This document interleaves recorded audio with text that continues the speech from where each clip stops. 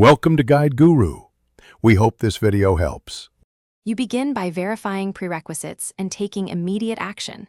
Check that your door has an electronic deadbolt or a compatible retrofit motor module, and confirm a stable 12V or 5V power source with a backup battery.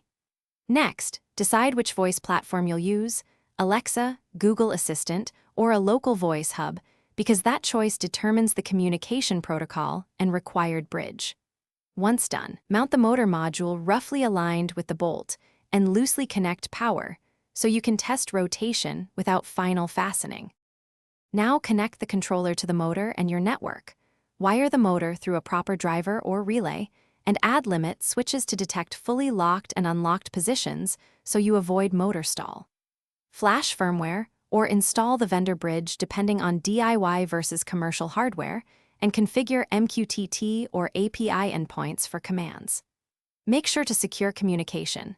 Enable WPA2. Use TLS where available or a local encrypted MQTT broker, because authentication prevents unauthorized unlocks and maintains auditability. Finish by integrating the lock with your chosen voice assistant and creating explicit intents or routines for lock and unlock, including a required confirmation step to avoid accidental activation. Once integrated, test with simple sequences and verify state feedback from limit switches so your voice assistant reports accurate status. If things go wrong, check device logs and network connectivity first. Rerun motor calibration to correct travel limits, and inspect wiring for loose connections.